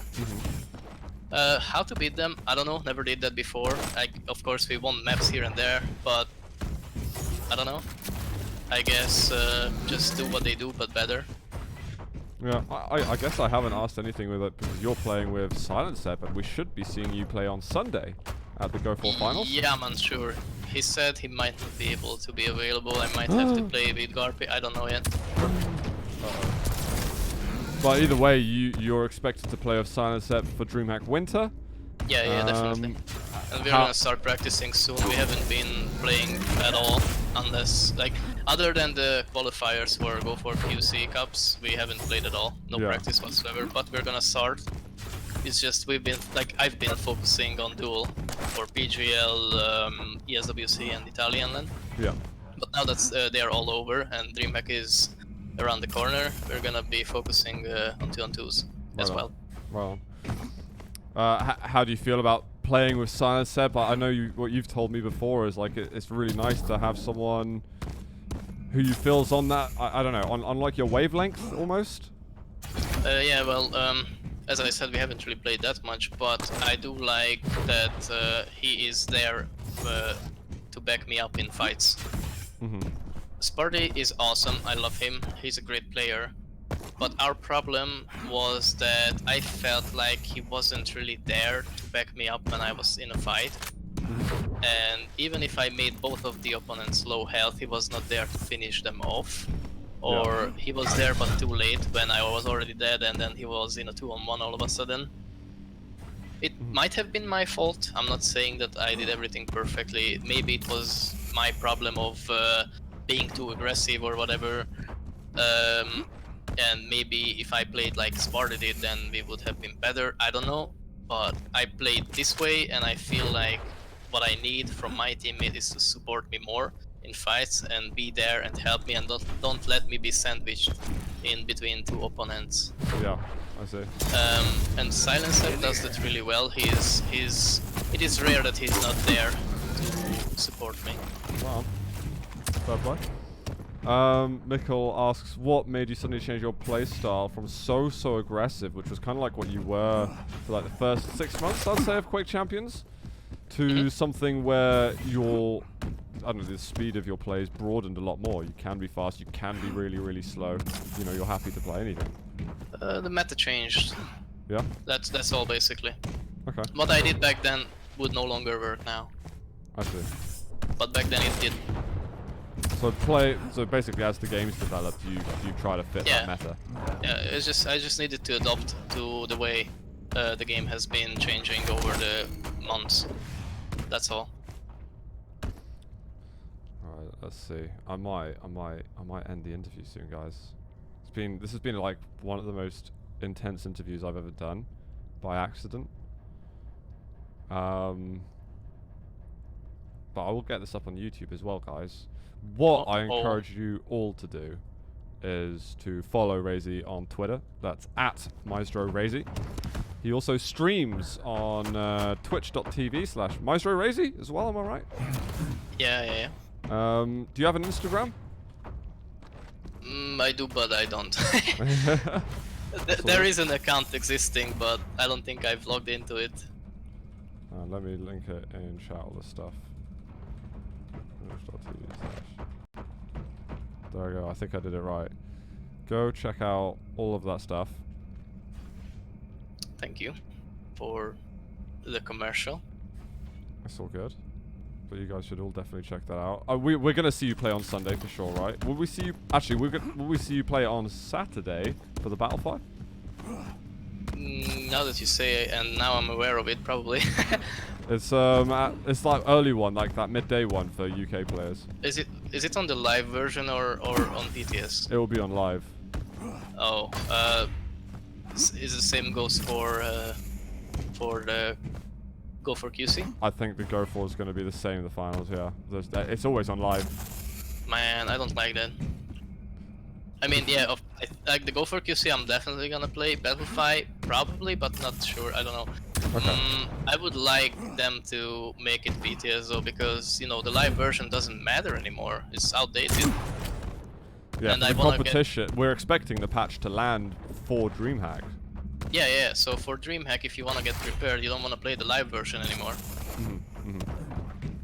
We don't know if there's going to be like any other changes to it, but I think we're like a lot of us are expecting. I say a lot of us, a lot of you guys are expecting us to be like we're already seeing a lot of people practicing on the PTS. Raisy sandwich with Sparty mayonnaise. Oh god. It is especially funny because Sparty works at the mayonnaise factory. No joke. No, I got it. In case someone else didn't, Mitch is a special person.